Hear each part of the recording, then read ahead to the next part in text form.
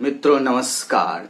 तो ज्ञानी बाबा सुमित के आज इस पहले वीडियो में आप सबका स्वागत है। दोस्तों इस चैनल पे मैं यानी कि सुमित आप लोगों को ज्ञान फैलूंगा दुनिया भर के अलग अलग टॉपिक्स पे और हर एक टॉपिक पे। इसीलिए इस चैनल का नाम है ज्ञानी बाबा सुमित, क्योंकि मैं हर एक चीज पे ज्ञान दूंगा, इसीलिए चैनल का नाम हो गया ज्ञानी बाबा।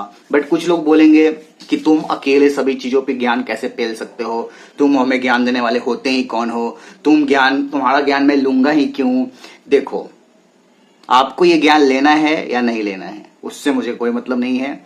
मैं ये ज्ञान देने वाला चैनल खोला हूं जिसपे मेन टॉपिक्स आपका रहेगा करंट हॉट टॉपिक से रिलेटेड वीडियोस मैं इस पे बनाऊंगा। जो भी मुद्दा अभी गर्मा गर्म है देश और दुनिया में, उस पे मैं भाषण दूंगा। जो भी मेरे मन में आएगा अपना ओपिनियन शेयर करेंगे उस टॉपिक पे। उसके अलावा जो है वो फिल्म्स रहेगी, उसके अलावा क्रिकेट, पॉलिटिक्स, ये सब कुछ एजेंडे रहेंगे जो सब करंट हॉट टॉपिक्स के अंदर भी आ जाता है। क्रिकेट भी उसमें आ जाता है, फिल्म्स भी उसमें आ जाता है। कुछ लोग बोलेंगे कि जब तुम क्रिकेट पे चर्चा करोगे तो फिर और स्पोर्ट्स पे क्यों नहीं करोगे। देखो, ये स्पोर्ट्स चैनल नहीं है। कभी कभी जब क्रिकेट से रिलेटेड न्यूज वायरल हुई रहेगी, जैसे अभी इंडिया वर्ल्ड कप जीता तो सभी तरफ वही न्यूज चल रही थी, तो ये एक हॉट टॉपिक है। तो हॉट टॉपिक पे जो है वो वीडियो इस चैनल पे बनेंगे, चाहे वो किसी भी फील्ड से हो। अगर किसी दूसरे खेल में भी, जैसे ओलंपिक होने वाला है 2028 में, जिसमें क्रिकेट भी रहेगा, तो उस ओलंपिक पे भी हम लोग भाषण देंगे। हालांकि वो तो बहुत दिन पहले की बात है। तो ज्ञानी बाबा अपने इस पहले वीडियो में, अपने इस चैनल के पहले वीडियो में क्या भाषण देंगे। तो आज का जो हमारा टॉपिक है वो है, पहला ही जो वीडियो है हमारे इस चैनल का वो है फिल्म रिव्यू। और हम लोग आज किस फिल्म का रिव्यू करने वाले हैं? हम लोग रिव्यू करने वाले हैं आज से लगभग 10 दिन पहले रिलीज हुई फिल्म कल्कि का। आप कुछ लोग बोलेंगे कि जो फिल्म 10 दिन पहले रिलीज हुई है क्या उसका रिव्यू करोगे? तो देखो, रिव्यू हम अपने चैनल पे वैसे फिल्म का करेंगे जो आज से 10 साल पहले रिलीज हो, 100 साल पहले रिलीज हो, किसी भी टाइम में रिलीज हो। गड़े मुर्दे भी हम लोग उखाड़ेंगे और ऐसी ऐसी फिल्मों का भी रिव्यू हम लोग करेंगे जो करना आवश्यक है। तो सबसे पहले जो कल्कि फिल्म का आज हम लोग रिव्यू करेंगे, तो इसको हम लोग 2-3 हिस्सों में डिवाइड करेंगे। कि पहले हम लोग देख लेते हैं कि क्या क्या टॉपिक्स पे हम लोग बात करेंगे इस वीडियो में। तो दोस्तों, कल्कि मूवी के रिव्यू में मेनली जो हमारे चैनल पे किसी भी फिल्म का रिव्यूज होगा, उसमें ऐसा नहीं होगा कि हम लोग फिल्मी बारीकियों में डिटेल में जाएंगे, जैसे कि डायरेक्शन कैसा रहा फिल्म का, पूरा ओवरऑल उसका स्क्रिप्ट कैसा रहा, राइटिंग कैसा रहा, एक्टिंग कैसा रहा, कोरियोग्राफी कैसा था, कैमरामैन वर्क कैसा था, इन सब डिटेल में हम लोग नहीं जाएंगे। फिल्म के डिटेलेशन में हम लोग का जो मेन पूरा का पूरा रहेगा कि जो फिल्म का थीम है, जो फिल्म का स्टोरी है, वो क्या कहना चाहता है, उस पर एक जनरल ओपिनियन क्या है, उसका जो आइडियोलॉजी है, फिल्म क्या मैसेज देना चाहता है, फिल्म क्या कन्वे करना चाहता है सोसाइटी में, कैसे उसने फिल्म के अंदर सभी चीजों को दिखाया है, प्रस्तुत किया है, क्या क्या सिंबल्स दिखाए हैं, उसको किस तरह से दिखाया है, पॉजिटिव वे में दिखाया है, नेगेटिव वे में दिखाया है, किसको क्यों दिखाया है, इन सब चीजों पे हम लोग चर्चा करेंगे।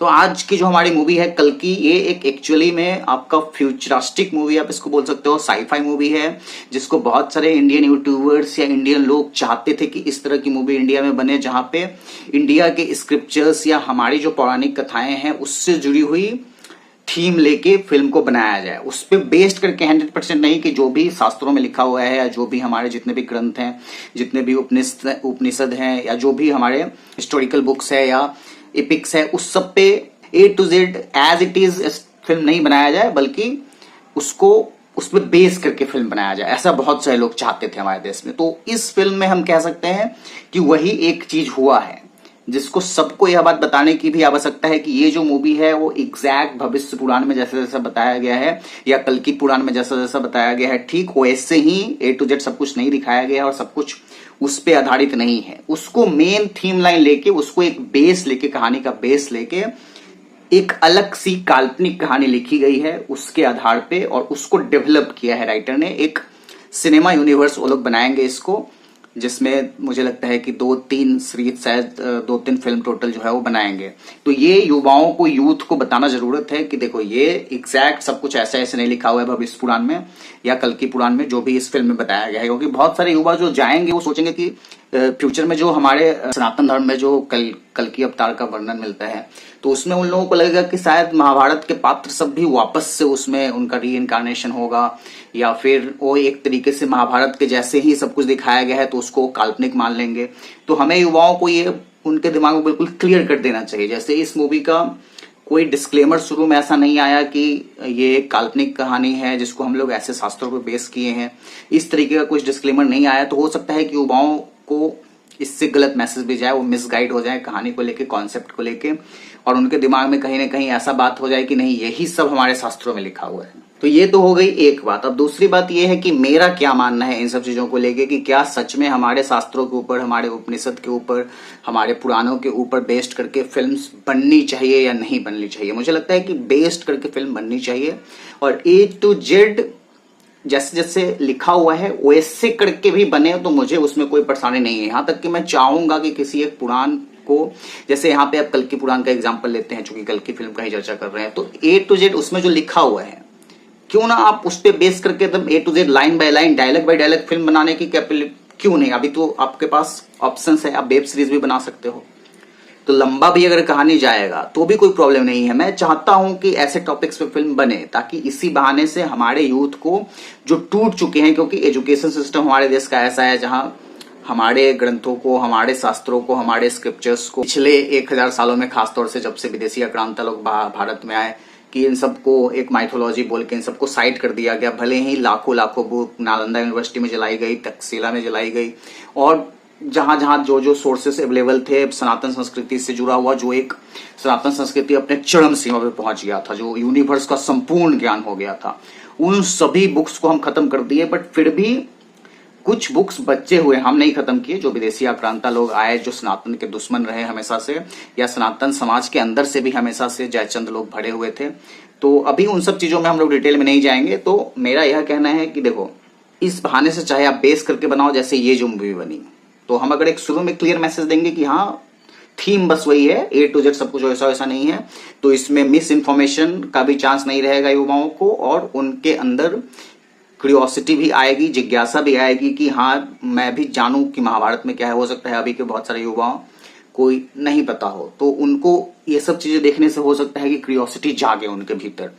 तो ये एक पॉजिटिव एस्पेक्ट इसका है। तो मैं भी चाहता हूं कि देखो, अगर भारत में रहते हैं और भारत में फिल्में बन रही है, तो उसमें भारतीयता झलकनी चाहिए, उसमें भारत की जो कहानियां हैं वो दिखनी चाहिए उस फिल्म्स में। मेरा ऐसा मानना है, और बहुत सारे लोगों का ऐसा मानना था, जिसकी वजह से ये फिल्म से बहुत सारे लोग सेटिस्फाइड भी हैं। लेकिन मैंने जो इसमें एक पॉइंट बोला अभी कि उसमें भारतीयता लगनी चाहिए, उसमें सनातनपना दिखना चाहिए, उसमें लगना चाहिए कि ये भारत भूमि विश्व की प्राचीनतम सभ्यता, सनातनियों का देश है, हिंदुओं का देश है, ये भी उसमें झलकना चाहिए। कल की मूवी में मुझे दुख है इस बात का कि ये उतना नहीं झलका।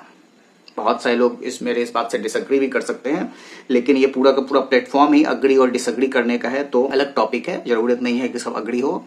लेकिन क्या आपको मूवी देखते समय ऐसा नहीं लगा कि मैं एक हॉलीवुड का साई-फाई फ्यूचरिस्टिक मूवी, जो हॉलीवुड वाले हमेशा से बनाते आए हैं, उस तरह की मूवी देख रहे हैं?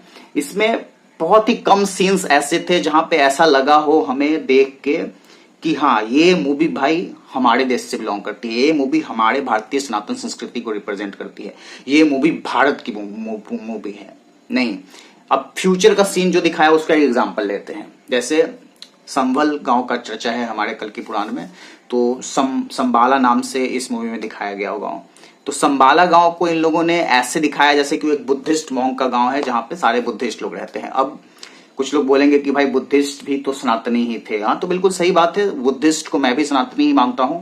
लेकिन यहाँ पे मेन पॉइंट है लेफ्टिस्ट एजेंडा वाले, जो ये मानते हैं कि बुद्ध सनातन धर्म से ज्यादा पुराना रिलीजन है, क्योंकि बुद्धिज्म एक रिलीजन है, एक सिंगल इंडिविजुअल को फॉलो करना रिलीजन हुआ, और धर्म शब्द का शाब्दिक अर्थ अलग है, जिसका मतलब होता है जो आपके अंदर जो स्वाभाविक गुण है, आपके अंदर जो नेचुरल ट्रेट है, वो आपका धर्म है। जैसे आग का धर्म है जलाना, पानी का धर्म है प्यास बुझाना, सूर्य का धर्म है प्रकाश देना और गर्मी देना। इन सब टॉपिक्स पे डिटेल में मेरा एक दूसरा चैनल है, जो इनको स्पिरिचुअलिटी में थोड़ा सा इंटरेस्ट है, वो मेरे दूसरे चैनल धर्मनिष्ठ सनातनी को सब्सक्राइब कर सकते हैं, उस पे जा सकते हैं, उसमें डिटेल में जाएंगे तो इस टॉपिक पे। तो बुद्धिज्म एक रिलीजन है और सनातन धर्म है, और सनातन धर्म में अलग अलग पाथ हमेशा से रहे हैं। तो बुद्धिज्म एक पाथ है जिसपे चल के लोगों को जीवन का परम लक्ष्य मोक्ष की प्राप्ति होती है, वो सनातन से अलग नहीं है, ये बात मैं जानता हूं। लेकिन संभल गांव में आपको किसी भी एंगल से ये नहीं लगेगा देखने में कि ये किसी भारत का गांव है। अब कुछ लोग बोलेंगे कि बात हो रही है 2898 की, तो क्या हम ये कल्पना कर रहे हैं कि उस समय तक हिंदूज खत्म हो चुके रहेंगे क्या? अगर आप ये दिखा ही रहे हो फिल्म में कि भगवान का जन्म होने वाला है, जो सुमति है वो भगवान के 10वें अवतार, भगवान विष्णु के 10वें अवतार भगवान कल्कि को जन्म देने वाली है, तो उस परिस्थिति में जब सनातन संस्कृति से आप कहानी उठाए हैं, जब सनातन शास्त्र से आप कहानी उठाए हैं, तो उस परिस्थिति में तो आप हिंदुओं को दिखाना चाहिए ना आपको कि कुछ तो हिंदुओं सनातन धर्म जैसा उस गांव को देख के लगना चाहिए था जैसे वहां पे कोई मंदिर होता। अगर नहीं भी है मंदिर तो लोगों के नाम ऐसे होने चाहिए थे जैसे मरियम है। अब उसमें मरियम जो है वो एक लीड कर रही है गांव को, वो उसको एक मतलब माँ के रूप में दिखाया है, इस सुमति के माँ के जैसा भी आप समझ सकते हैं। तो अब ऐसे कंडीशन में मरियम नाम रख के आप दिखा रहे हो, और भी कुछ नाम है जिसपे मुझे आपत्ति है, तो ये सब नाम आप रख रहे हो लेकिन खुल के हिंदुओं का नाम नहीं रख रहे हो, आप अज्जू दे रहे हो। आपको अजय करने में क्या प्रॉब्लम थी? आप अज्जू दे रहे हो तो आप कायरा दे रहे हो। क्यों कायरा देंगे हम? कायर के आपको लगता है कि 2024 में जो नाम फैशन में है, 21st सेंचुरी के सेकेंड डिकेड में जो नाम फैशन में थी, वही नाम 2898 में भी जाके फैशन में रहेगी, 2898 ईस्वी में जाके? तो अगर आपको नाम कुछ हटके देना ही था तो कुछ अलग अलग नाम रख देते, लेकिन जो नाम अब भी चल रहा है वो सब तो आप रख रहे हो, लेकिन हिंदुओं का नाम खुल के रखने में आपको बहुत शर्म आ रही है, और आप हिंदू संस्कृति से ही कहानी को दिखाए हो। तो ये मुझे थोड़ा सा सही नहीं लगा। हालांकि बहुत सारी बातें ऐसी हैं जो पॉजिटिव है इस फिल्म के बारे में, और बाकी सब कुछ लोग बोलेंगे कि नहीं भाई नाम तो सबका भैरवा नाम रखा है, और बाकी सब तो भैरवा लीड कैरेक्टर है जिसको उसको भगवान मतलब जो मैं लीड कैरेक्टर है उसी के रूप में दिखाना था, जो शास्त्रों से लिया गया कैरेक्टर है, तो उसको तो हिंदू नाम देंगे ही ना। बाकी आप किसी और का नाम देख लो, सबका कैसा कैसा नाम दिया गया है। तो इन सब सिंबलिज्म पे ध्यान देने की आवश्यकता तो पड़ेगी सनातनियों को। हालांकि देखो एक स्टेप पॉजिटिव की तरफ है ये, तो इसको मैं पूर्ण रूप से नेगेटिव में तो नहीं रखूंगा। अब आते हैं फिल्म की कहानी के ऊपर कि फिल्म की कहानी में क्या कन्वे करने का प्रयत्न किया गया है, और फिल्म की कहानी से मैं कितना सहमत हूं, और फिल्म मुझे कैसी लगी ओवरऑल, इस पे बात करेंगे। फिल्म की आइडियोलॉजी पे, फिल्म की हालांकि आइडियोलॉजी पे थोड़ा सा बात कर लिए हैं, और भी इसको डिटेल में जाते हैं कहानी के ऊपर। हाँ, जिन लोगों ने फिल्म नहीं देखी है उनके लिए ये स्पॉइलर अलर्ट होगा अभी। अगर आप नहीं देखे हो तो आप वीडियो को बंद कर सकते हैं अभी, क्योंकि इसमें कुछ ऐसी बातें हो जाएंगी जिससे स्पॉइलर आपको मिल जाएगा। सो फिल्म की जो कहानी है उस पर ज्यादातर लोगों का, जो मैंने देखा है 95% लोगों का एक पॉजिटिव ओपिनियन है, और मैं भी काफी इम्प्रेस्ड हुआ हूँ ओवरऑल जो फिल्म मेकिंग है उससे। फिल्म देखने में बहुत ही अच्छी लगती है, ग्रैंडियर लगती है। हालांकि हर एक सीन में आपको हॉलीवुड की फिल्म्स की याद आती रहेगी, जो भी इस तरीके की फिल्में हॉलीवुड बनाती है। बहुत तरह ऐसी फिल्में बनी हुई है हॉलीवुड में, अगर आप ध्यान से देखोगे तो जितनी भी उनकी फ्यूचरिस्टिक साईफाई मूवी होती है, एक्शन मूवीज होती है, उसमें ऐसा ही मोर और लेस जो ओवरऑल आपको सीन्स देखने के लिए मिलेंगे, वो इसी तरह के मशीन्स, अजीबो गरीब मशीन्स, फ्यूचरिस्टिक मूवीज जब भी वो दिखाते हैं जहाँ पे गाड़ियां अलग तरीके की है, रोबोट, मशीन, हाथ उड़ते हुए आना, तो ये सब जो कॉन्सेप्ट है ये बहुत हद तक हॉलीवुड से कॉपी पेस्ट कॉन्सेप्ट आप बोल सकते हो कि है। बट चलो ठीक है, कोई नहीं, उस पे हम लोगों का मेन थीम नहीं है, क्योंकि हम लोगों के लिए जो मेन बात है वो ये है कि जो फिल्म की आइडियोलॉजी है, जो फिल्म की सोच है, जो फिल्म की कहानी है, वो पॉजिटिव होनी चाहिए। तो सबसे पहले तो जो 2-3 बातें हैं जिस पे डिस्कस करना बहुत जरूरी है, वो ये है कि बहुत सारे लोग बोल रहे हैं कि कल्कि पे फिल्म बनाया है, लेकिन जो मेन विलेन है उसका नाम कुछ अलग रखा है, कल्कि उसका नाम नहीं है। तो स्पॉइलर के लिए मैं नहीं बता रहा हूँ उसका नाम, हालांकि उसका नाम अभी मैं भूल चुका हूँ वास्तव में। स्काइरस करके कुछ नाम रखा हुआ है उन लोगों ने उस मेन विलेन का, जो जिसको हम कल्कि समझ सकते हैं। बट यहाँ पे इंपॉर्टेंट पॉइंट ये है कि वो जो कल्कि है वो लोगों को, लड़कियों को खासतौर से कैप्चर करके रखता है और सब में एक सीड प्लांट करता है। अब उसी सीड प्लांटेशन में एक लड़की को, जिसको गर्भ ठहरा है, जो दीपिका पादुकोण का कैरेक्टर है, और वो गर्भ बेसिकली सब लोग ऐसा मान रहे हैं कि वो कल्कि अवतार है, वो भगवान का अवतार है, वो भगवान का अंश है। जबकि वो जो सीड प्लांटेशन हो रहा था, वो जो लीड कैरेक्टर है उसका सीड था, उसका डीएनए था शायद। अब उसमें क्लियरली बताया नहीं गया कि किसका डीएनए है। फिल्म में प्रोजेक्ट के कुछ चला रहा है वो जो आपका मेन विलेन है, जिसको काइरस नाम दिया गया है, क्या कुछ नाम तो दिया गया है।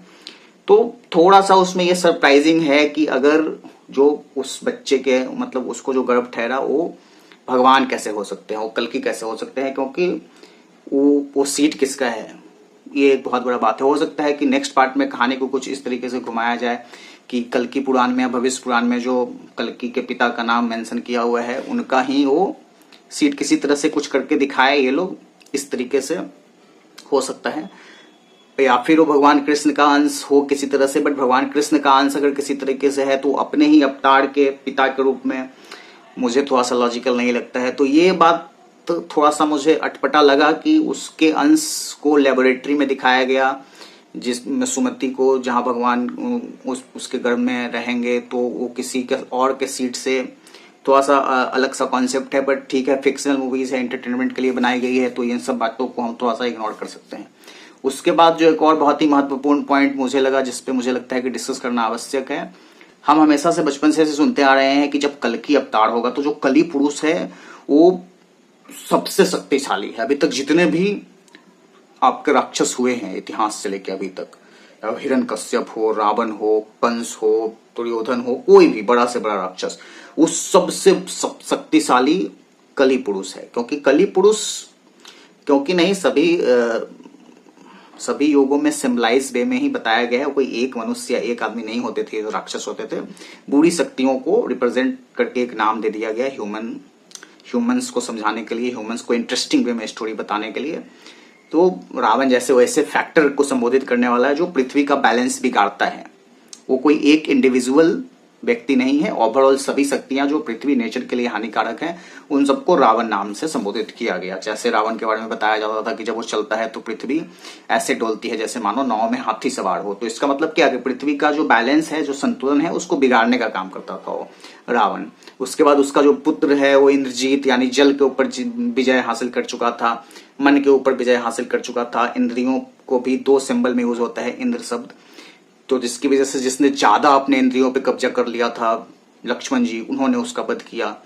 तो ये सब एक सिम्बलाइज वे में आप जाओगे तो ये बहुत डिटेलेशन में चला जाएगा। तो कल्कि पे ही थोड़ा सा हम लोग डिटेल में देखते हैं। तो कल्कि अवतार के बारे में जब भी हम चर्चा सुनते हैं तो उसमें ये होता है कि जब भगवान का 10वां अवतार होगा, कल्कि का अवतार होगा, तो हनुमान जी जो अभी तक अमर हैं, वो मतलब जो अभी तक पृथ्वी पे जीवित हैं, वो उनका सबसे महत्वपूर्ण रोल रहेगा। रावण के वध में भी उनका सबसे महत्वपूर्ण रोल था, और कल्कि को भी विध्वंस करने में भगवान का सबसे बड़ा समर्थन, या भगवान उन्हीं के मदद से कल्कि का पूर्ण सर्वनाश करके फिर से धर्म की स्थापना करेंगे पृथ्वी पे। एक युग बदलेगा, पृथ्वी नष्ट होगा, उसके सारे कण स्पेस में बिखर जाएंगे, फिर से सारे कण जुड़ेंगे और फिर से पृथ्वी का पुनर्जन्म होगा। ये जो कॉन्सेप्ट है ये इस तरीके से काम करता है। तो इसमें भगवान हनुमान का एक बहुत बड़ा रोल है, और इसी वजह से उनको अमृतत्व का वरदान भी दिया गया था, ताकि वो कल्कि अवतार की मदद कर सके कली पुरुष को हराने के लिए, कलयुग को खत्म करने के लिए।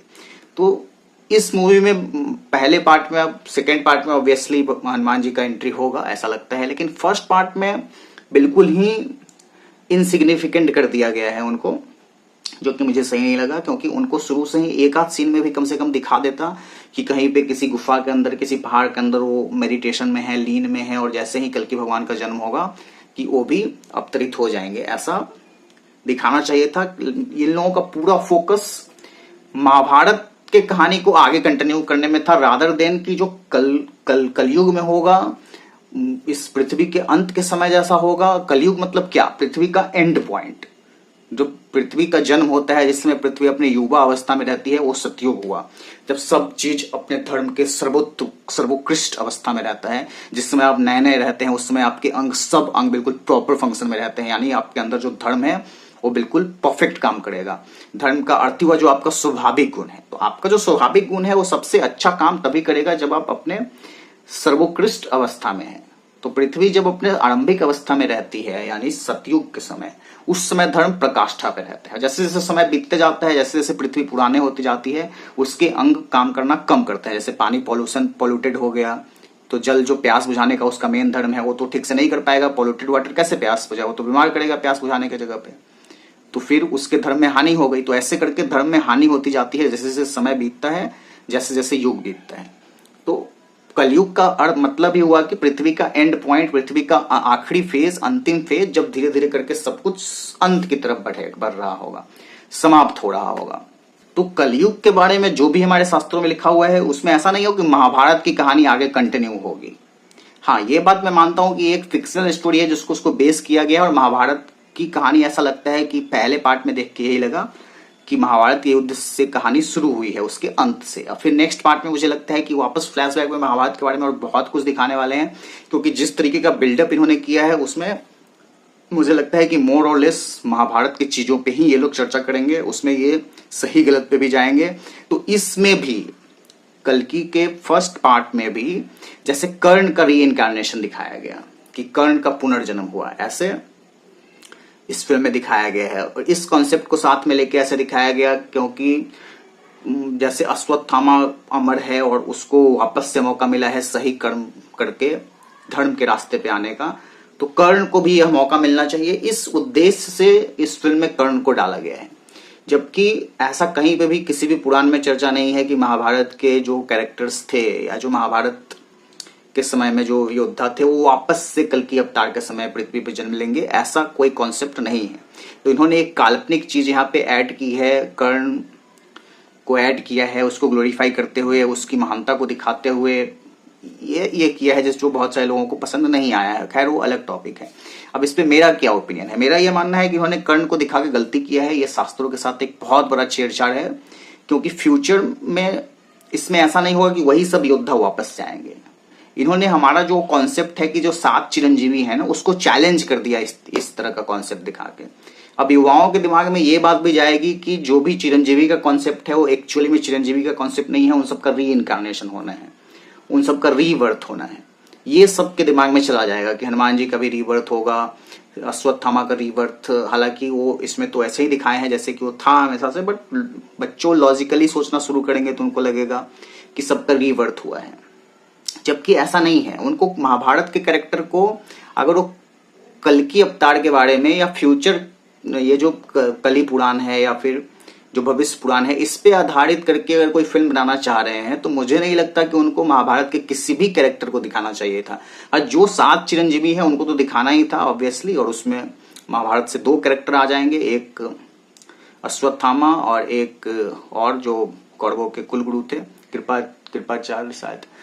तो हालांकि उसके बारे में कंफर्म नहीं है कि वो अमर है, इमोर्टल है, ऐसा कुछ चिरंजीवी है, ऐसा कोई कंफर्मेशन नहीं है उसके बाद। इसी को लेके हम लोगों का नेक्स्ट पॉइंट है कि बहुत सारे लोग कर्ण के ग्लोरिफिकेशन को भी पचा नहीं पा रहे हैं, उसको भी जस्टिफाई नहीं कर पा रहे हैं। उनको लगता है कि कर्ण बहुत ही गलत किया गया है और इसको उन लोगों ने सही तरीके से नहीं दिखाया है।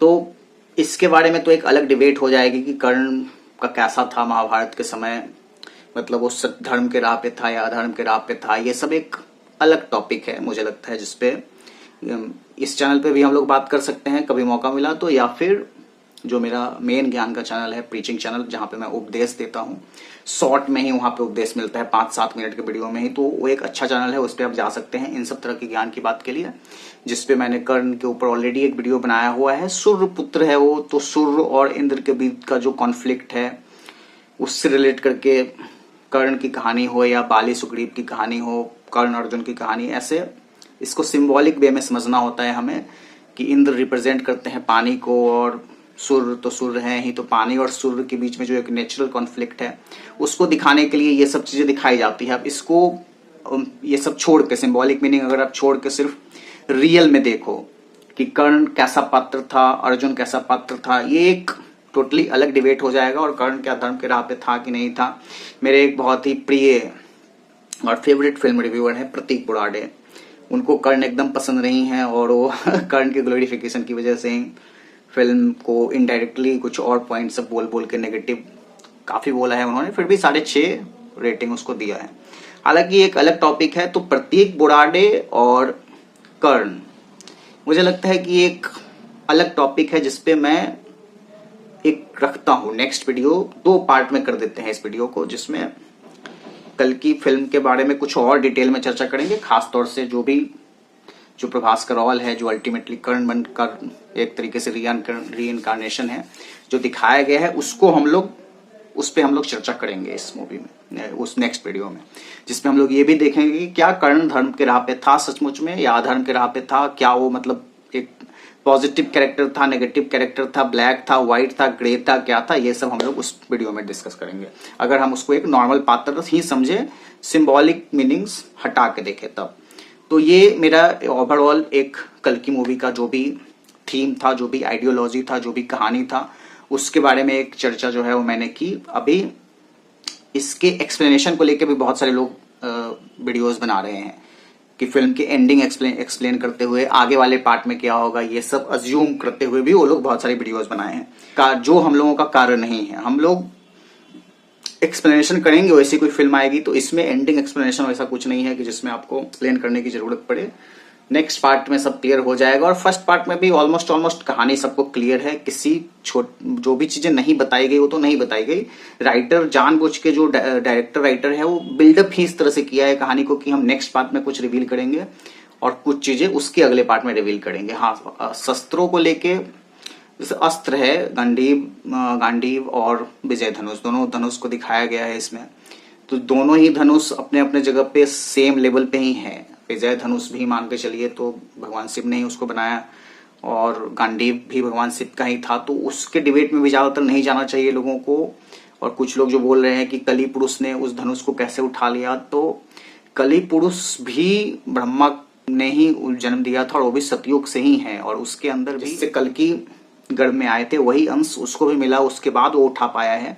तो उसको हम लोग गलत सेंस में नहीं देख सकते, मुझे ऐसा लगता है। अगर इस फिल्म को रेटिंग देना हो ओवरऑल सनातन एंगल से, भारतीयता के एंगल से, कि फिल्म कैसी बनी है आइडियोलॉजी के हिसाब से, या ओवरऑल भी एक फिल्म मेकिंग के एंगल से अगर भी हम देखें, तो अगर मैं इसको 5 पे रेटिंग करूंगा तो मुझे लगता है कि 3.5 आउट ऑफ 5 मैं इसको रेटिंग दूंगा। आधा पॉइंट मुझे लगता है कि फिल्म में जो अननेसेसरी सा जो दिखाया गया, आपका थोड़ा सा comic aspect in the beginning of the movie, उसको दिखाने की कोई आवश्यकता नहीं थी। प्रभास के कैरेक्टर को लेके जो एक ऐसा लगता है जबरदस्ती से उन्होंने जो हास्य ऐड करने का कोशिश किया है, ह्यूमर, उसकी कोई आवश्यकता नहीं थी। थोड़ा बिल्डअप खींचा हुआ था शुरू में। फर्स्ट पार्ट बोरिंग लगेगा आपको, थोड़ा सा लंबा लगेगा। ओवरऑल मूवी 3 आवर्स और 2 मिनट्स 3 मिनट्स की है, तो ओवरऑल मूवी आपको हाफ इंटरवल तक आपको मतलब काफी बोरिंग लग सकती है।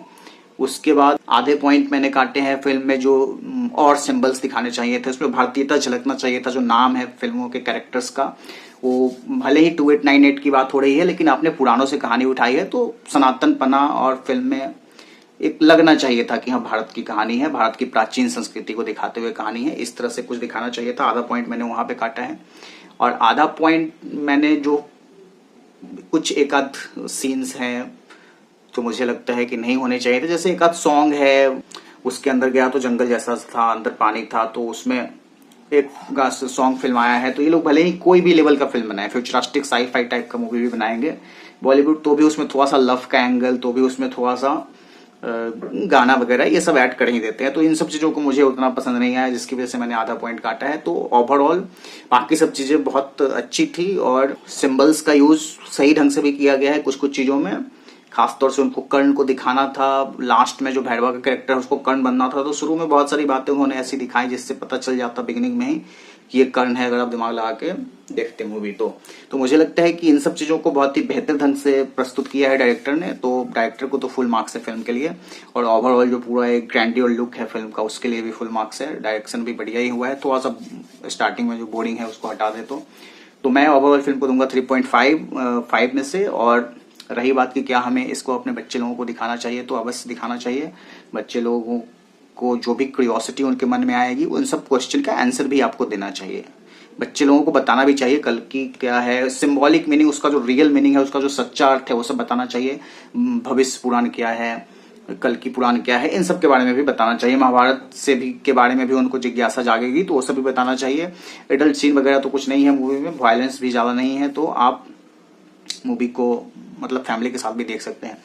तो वीडियो तो लंबा हो जाएगा, तो आज के इस वीडियो में दोस्तों इतना ही। और ये पहला ही वीडियो था हम लोगों के चैनल पे, और आप इस वीडियो को देख अगर आपको अच्छा लगे तो आप कमेंट करके जरूर बताइए कि हमारे इस चैनल पे और हमें क्या क्या करना चाहिए और किन किन टॉपिक पे बात करनी चाहिए, और फिल्मों में आप किस तरह का रिव्यू पसंद करेंगे। फिल्मों की रिव्यूज अगर मैं कर रहा हूं तो क्या उसका एक नॉर्मल रिव्यू जैसा होता है वैसा करें, या फिर जो भी मैं आइडियोलॉजी के बारे में चर्चा किया हूं मोरलेस इस तरह का वीडियो बनाए। तो दोस्तों यह वीडियो देखने के लिए आप सबका हृदय से धन्यवाद। मिलते हैं अगले वीडियो में ज्ञानी बाबा के। तब तक के लिए आप सभी लोग स्वस्थ रहें। जय हिंद, जय भारत, जय श्री राम।